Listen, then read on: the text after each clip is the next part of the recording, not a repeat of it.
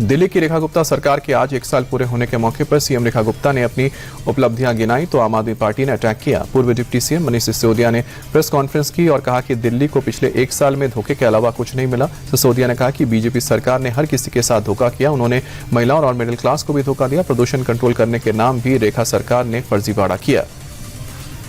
मध्य प्रदेश विधानसभा में भागीरथपुरा मौत कांड और लाडली बहन योजना को लेकर पक्ष विपक्ष में जमकर बहस हुई है।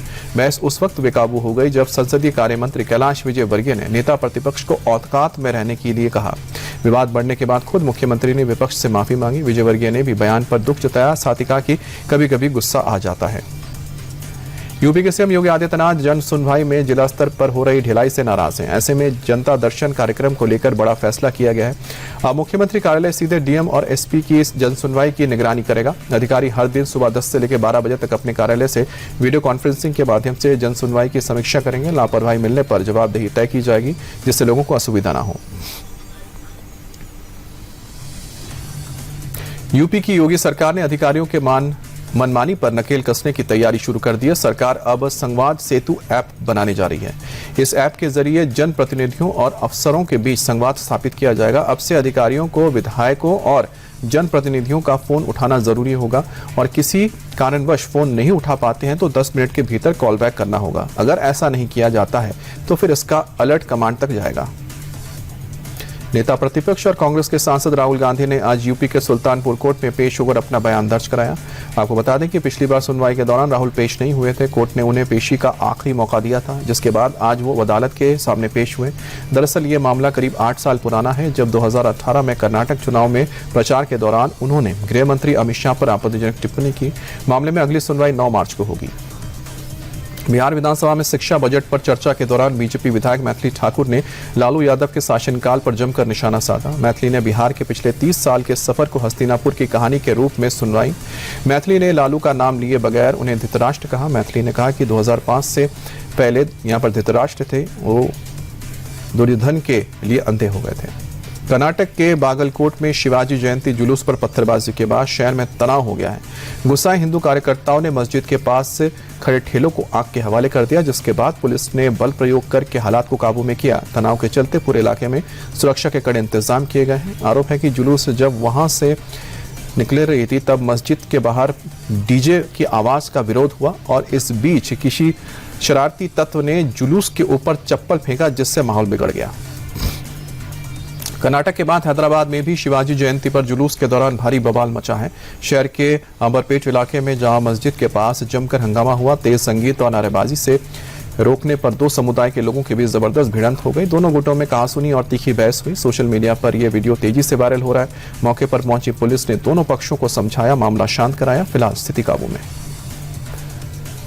बंगाल में नमाज को लेकर सियासत शुरू हो गई है। नेता प्रतिपक्ष शुभेंदु अधिकारी ने सड़क पर नमाज पढ़ने का एक वीडियो भी शेयर किया है।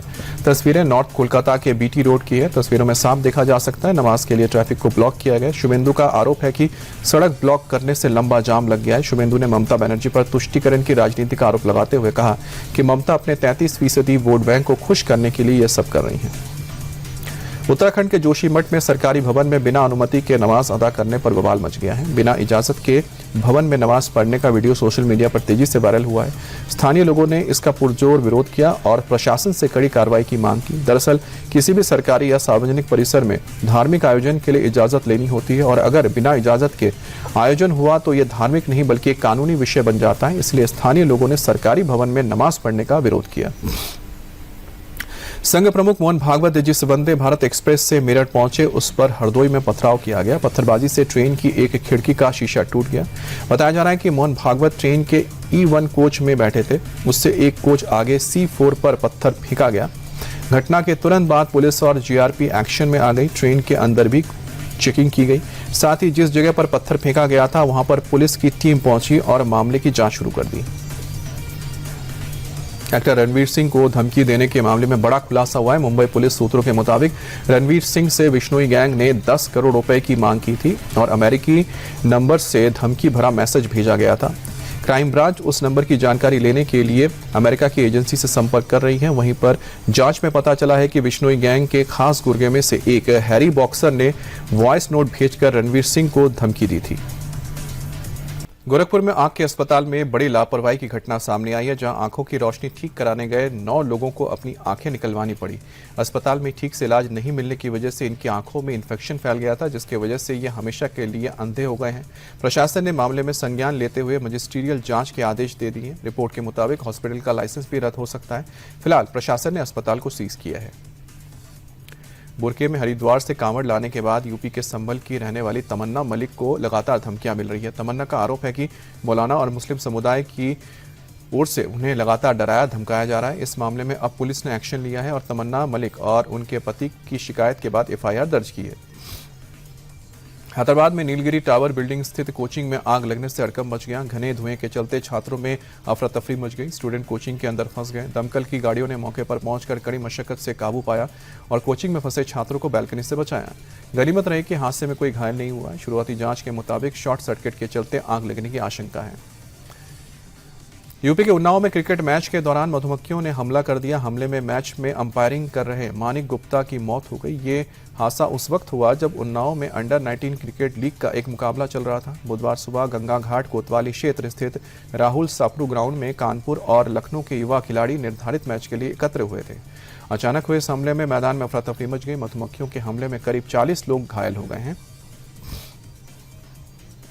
कानपुर पुलिस ने फर्जी डिग्री का कारोबार करने वाले गिरोह का भंडाफोड़ किया। ये गिरोह पैसे लेकर फर्जी डिग्री बनाने का काम करता था। गिरोह फर्जी मार्कशीट, डिग्री, प्रोफेशनल और माइग्रेशन सर्टिफिकेट तैयार करके बेचता था।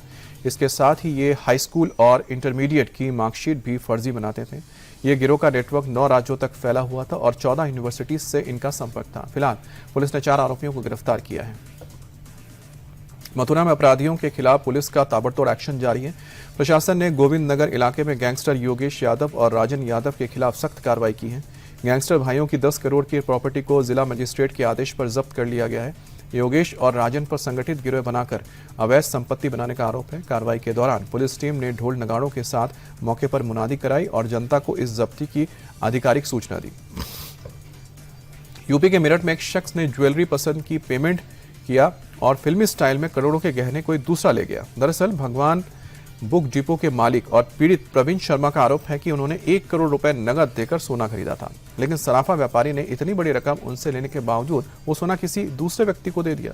घटना के बाद पुलिस सीसीटीवी और कॉल डिटेल खंगाल रही है।